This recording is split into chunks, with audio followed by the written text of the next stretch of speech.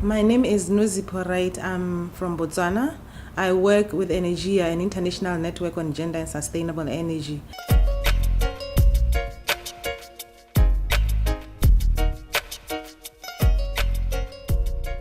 We work in Africa in 13 countries, Botswana being one of them. I'm the regional network coordinator for Energia in Africa, and the regional secretariat for the organization is based within my organization, Botswana Technology Center. We do work on gender mainstreaming in the energy sector, trying to talk to governments to make them realize that women and men have different energy needs within the household and within communities. And that women, for instance, women spend a lot of time collecting fuel wood, time that they could use to do other chores in the home, and also to improve their lives with regard to income generation.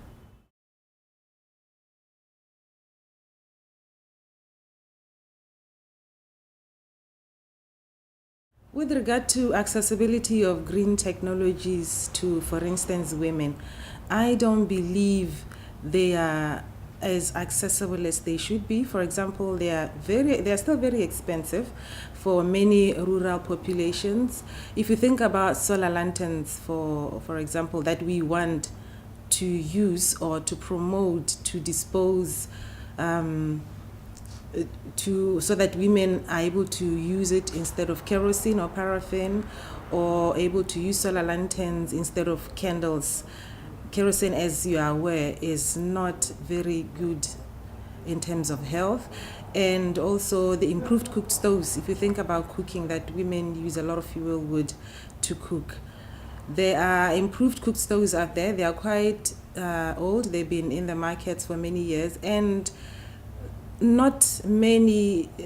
are not being used in large numbers as one would have hoped at this point in our lives. For example, there are 7 million improved cooked stoves being used in Africa. And you can imagine the population of Africa, sub-Saharan Africa, is about 800 million. And the number of people that have access to modern energy technologies in Africa, or green technologies if you think about it like that, is about 132 million. I mean, where the other millions? About 600 million or 650 million rely on fuel wood for cooking, and that is a big number. So when you think about it like that, no, they are not really accessible. First, they are expensive, and they are also imported. They are imported, and transportation costs when these are being imported to countries in Africa, they add a lot to the final price of the products, of the green technologies. That I think that really adds to the fact that it's difficult to make them accessible to as many populations as we would wish.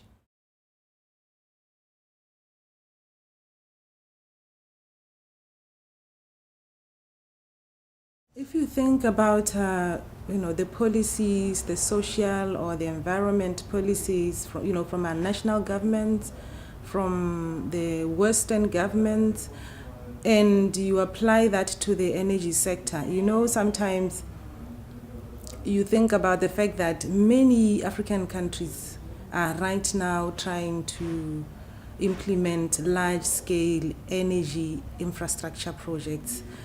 They are improving power stations, coal-fired power stations, and that is not really in line with greening the energy sector.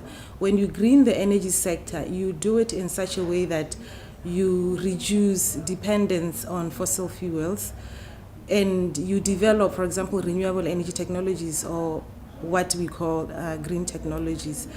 And if you pursue large-scale energy infrastructure, then it doesn't really augur well with developing green jobs that women and men can benefit from.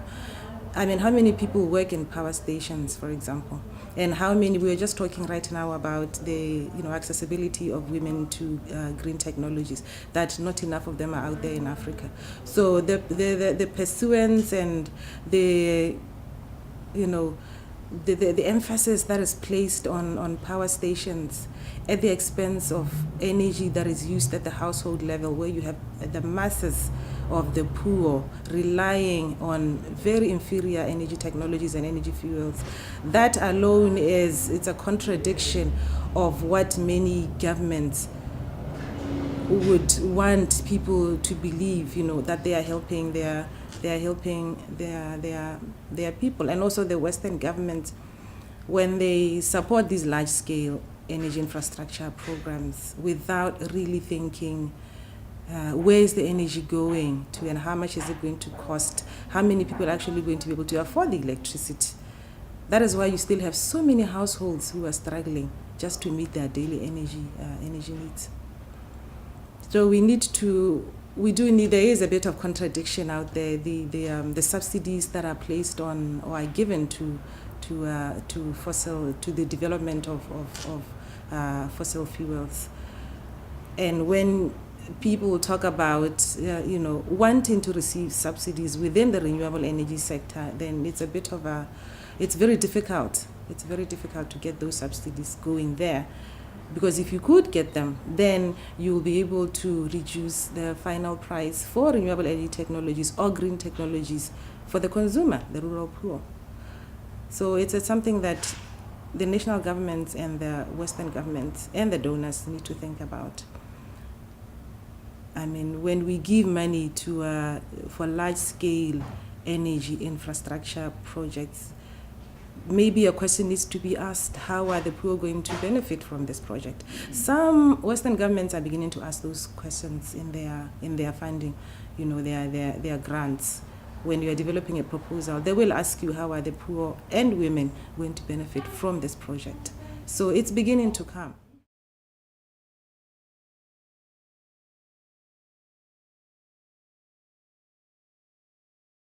The conditions that need to be there for women and men to benefit equally from sustainable development programs or from the green economy, this transition that we are starting towards the green economy, is that you need targeted policies. You need to develop policies with men and women in mind, and ask yourself, how are these two groups going to benefit, and what is the current state of the quality of lives for the women as well as for the women, for the poor women as well as for the poor men. And if you start from there, then you'll be able to see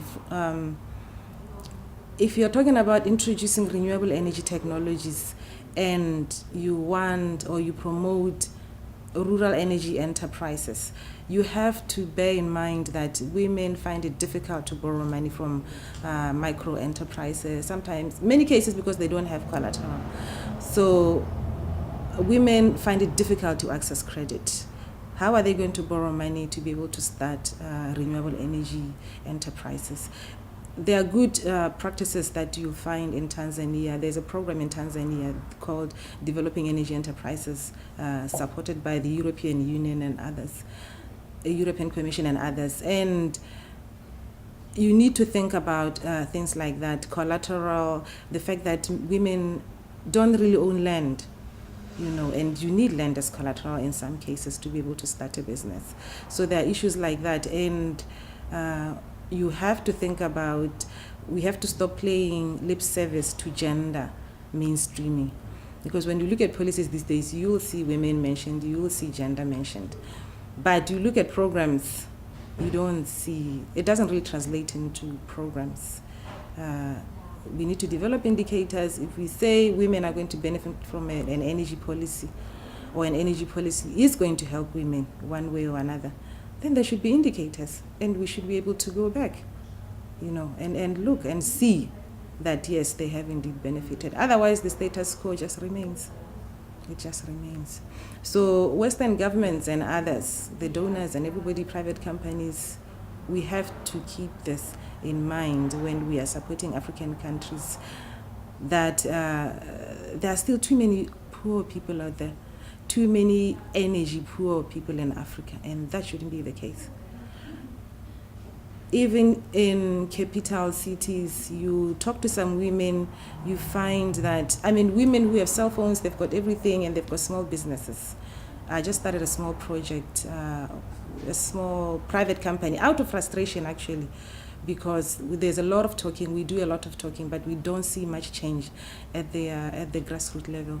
So that sort of catapulted me into establishing a private company that deals in solar lanterns. And I started early this year, talked to a few women, showed them the solar lanterns, and they had never seen a solar lantern before. This is in Gaborone. These are women who own businesses. Okay, they're small mobile businesses, but they had never seen it before. One of them uses a cell phone to light, because they don't leave work until after 7 p.m. when it's dark. A cell phone to light when she's changing money. Another used a candle that she puts like in a plastic Coke box. And this is in a capital city where there's a lot of electricity, there are a lot of educated people, there are a lot of people who are exposed to, the technologies that are out there. But they had never seen a solar lantern. So issues like that, we really need, there are just too many people who are not aware of the technologies that could help them.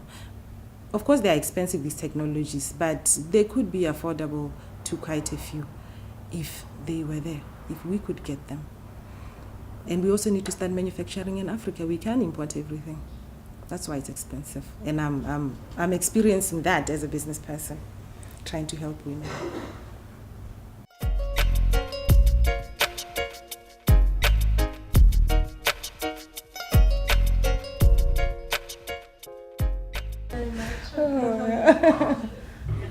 Oh, this energy thing. It's frustrating. Yeah. It's a simple technologies.